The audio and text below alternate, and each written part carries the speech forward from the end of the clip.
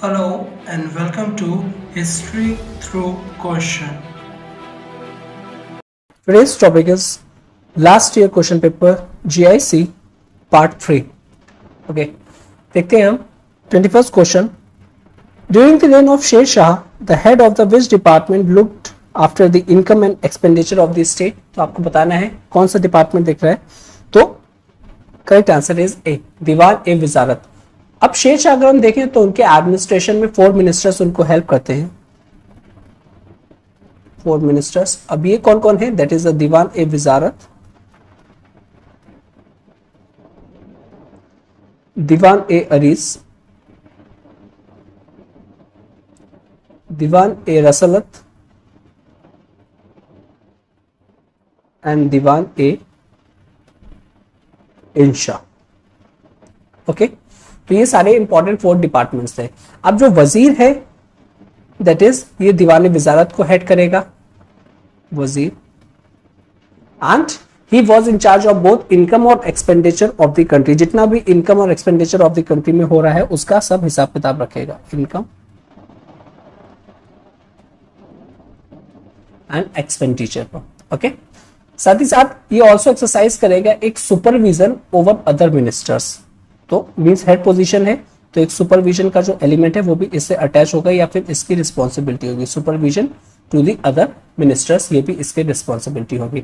दीवान अरीज और दीवान जो ममलिक है अगर हम वो देखें तो जो लेटर है दैट इज दीवान ममलिक इंचार्ज होगा रिक्रूटमेंट का, ऑर्गेनाइजेशन का basically and discipline of the army. साथ ही साथ he also responsible for the payment of salaries of the army. Okay, next 22nd, who abolish the vernacular press act. तो यहां पे important question आ जाता है who abolish the vernacular press act. ठीक है, तो आपको बताना है यहां पे that is the Lord Ripon. Okay, so Lord Ripon ने अबॉलिश किया था वर्नाक्युलर प्रेस एक्ट और ये किया था इन द ईयर 1881. ठीक है, इन ब्रिटिश इंडिया अगर वर्नाक्युलर प्रेस एक्ट देखे 1878 उसको इनेक्ट किया गया था.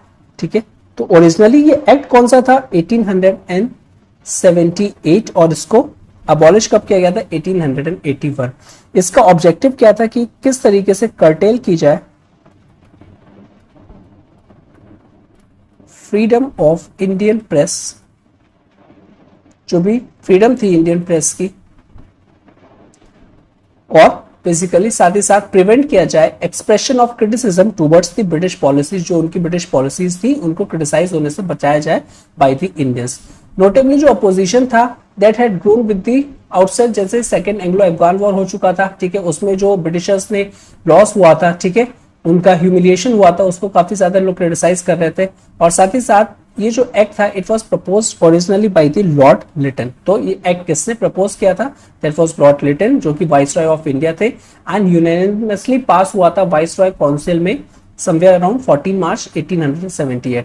अब ये जो एक्ट था इसमें कुछ एक्सेप्शन भी था कि एक तरफ जो इंडियन जो थे उनके लिए तो रिस्ट्रिक्शंस थी, लेकिन साथ ही साथ जो इंग्लिश थे दे आर एक्सक्लूडेड. और सिंपली ये जो एक्ट था एक्सक्लूड कर रहा था इंग्लिश लैंग्वेज को.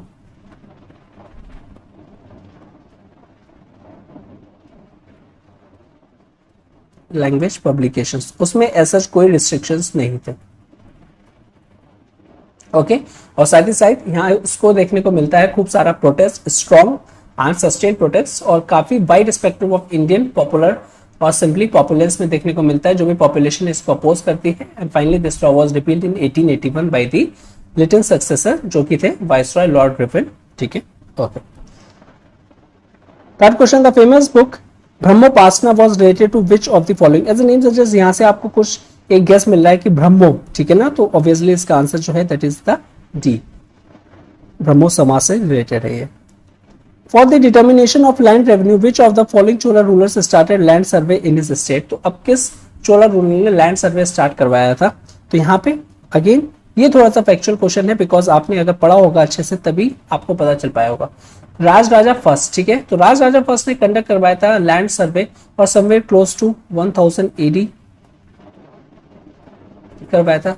ठीक है, अब इन्होंने ये जो लैंड सर्वे करवाया था बेसिकली इनका ये ऑब्जेक्टिव था कि किस तरीके से फिक्स किया जाए, इन ऑर्डर टू फिक्स जो गवर्नमेंट का शेयर है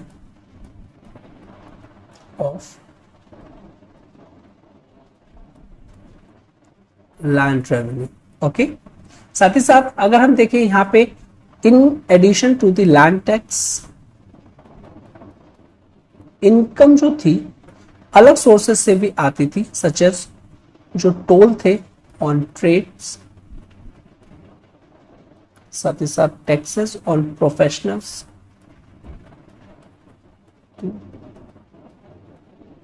और जो प्लंडर करते थे आसपास के नेबरिंग एरियाज में वहां से भी। ठीक है, ओके।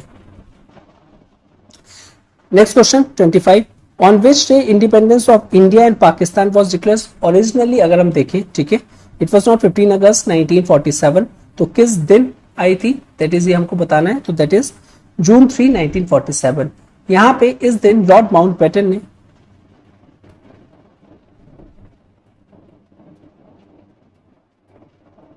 एक प्रेस कॉन्फ्रेंस करी थी और वो दैट इज अनाउंस किया था पार्टीशन ऑफ इंडिया। ठीक है, and rule India into 2 independent Nations, चाहे वो इंडिया हो एक पाकिस्तान हो। और ये जो प्लान था which was announced on that is जून 3 1947, और इसने ऑटोनॉमस स्टेटस प्रोवाइड किया था बोथ इंडिया एंड पाकिस्तान को।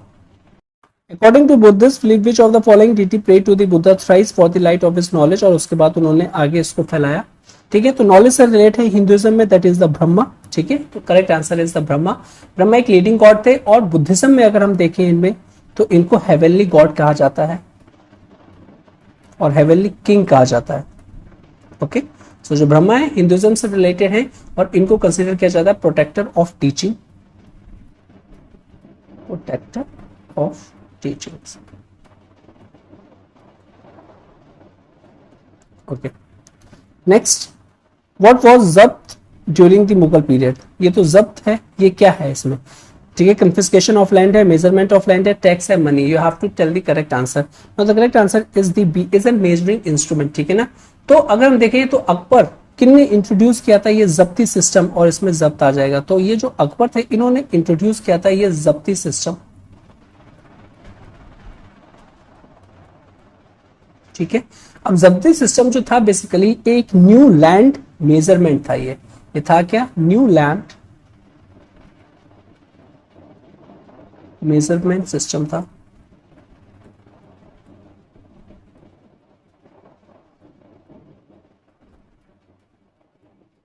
अब ये उस टाइम पे कवर कर रहा था लाहौर टू इलाहाबाद तक की जो एरिया है, और साथ ही साथ include Malwa and Gujarat as well. अब ये जो जब्ती सिस्टम होता था इसमें बेसिकली जो सोन एरिया होता था जिसमें क्रॉप लगाई जाती थी उसको मेजर किया जाता था बाय मींस ऑफ बैम्बूस, और जो कि अटैच होते थे आयरन रिंग से। तो ये हो गया बैम्बूस और ये अटैच्ड है आयरन रिंग से। ठीक है, तो इसको जब्ती कहते थे। ठीक है, तो मेजर किया जाता था इस तरीके से। अब ये जो जब्ती सिस्टम है ओरिजिनली जो है एसोसिएटेड है राजा टोडरमल से।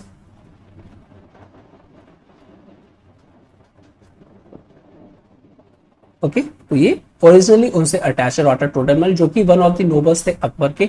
देयरफॉर समटाइम इसको हम टोडरमल बंदोबस्त भी कह देते हैं। क्या कह देते हैं, जब्ती सिस्टम के अलावा टोडरमल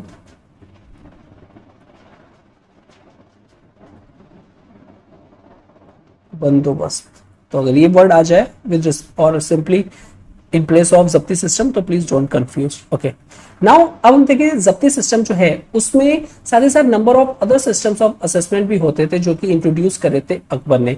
अब मोस्ट कॉमन देखते हैं उसमें से कौन था, और अगर मोस्ट कॉमन और ओल्डेस्ट देखें उसमें तो बटाई और गल्ला बख्शी। अब बटाई में क्या होता था कि जितना भी प्रोड्यूस है उसको डिवाइड किया जाता था between the peasant and state, और इसमें एक फिक्स प्रोपोर्शन होता था। ठीक है, नाउ जो पीजेंट थे they were allowed to choose between zabti and batai under certain condition. उनके पास कुछ ऑप्शन दिया जाता था कि सर आप बटाई चूज कर लो या फिर जब्ती सिस्टम का सूट कर लो। हाउएवर ये जो चॉइस थी basically was given when the crops had been ruined by natural calamity. बस ये एक्सेप्शन में है कि अगर कभी आपके जो क्रॉप्स है वो नेचुरल कैलेमिटी के थ्रू डैमेज हो गए तभी आप ये सिस्टम को अडॉप्ट कर सकते हो, मींस आपके पास चॉइस रहेगी। ओके, अंडर बटाई सिस्टम अगर हम देखें तो बेसिकली जो पीजेंट्स थे were given the choice of paying in cash और इन काइंड थ्रू, जो स्टेट था वो हमेशा प्रेफर करता था बेसिकली क्या, that is the cash. Okay, ठीक है, तो बटाई और गल्ला बख्शी system. 28, which of the following Chola rulers was declared king in the battlefield. अब कौन सा ऐसा चोला रूलर है जिसमें बेसिकली बैटलफील्ड में उसको किंग डिक्लेयर किया गया था, तो करेक्ट आंसर इज, सॉरी यहाँ पे सी होगा, यहाँ पे जो ऑप्शन है ऊपर नीचे हो गए, that is the Rajendra second. ठीक है, ऑन द डेथ ऑफ, इनसे जब डेथ हो गई थी राजा धीराजा की, और ये जो बैटल चल रही थी, ये बैटल का नाम इंपॉर्टेंट है, that is the battle of कॉगमन, और इनके जो यंगर ब्रदर थे राजेंद्र सेकंड, उनको डिक्लेयर किया गया था किंग। ठीक है, और ये बैटलफील्ड में ही ये सब हुआ था। 29, who found the scientific society in 1864, बताना है, इट्स प्रीटी सिंपल। ठीक है, सर सैयद अहमद खान। ठीक है, अभी जो साइंटिफिक सोसाइटी अलीगढ़ की थी बेसिकली, इसको लिटरेरी सोसाइटी भी कहते हैं, it was founded by the sir Syed Ahmad Khan in Aligarh. Main objective क्या था इस सोसाइटी का, ऑब्जेक्टिव ये था कि बेसिकली ये लोग ज्यादा से ज्यादा ट्रांसलेट कर पाए वेस्टर्न वर्क को,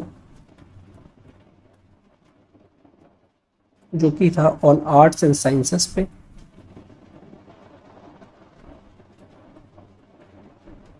into vernacular language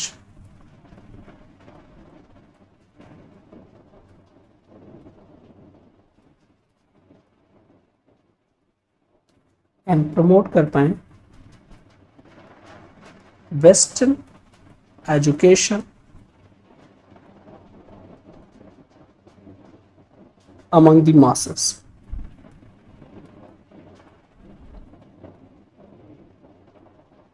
ये इनका मेन ऑब्जेक्टिव था। Last question, in whose presidency the resolution of non cooperation movement was passed in the Congress session, तो ये आपको बताना है। Again it's a pretty simple question, that is the Lala Lajpat Rai.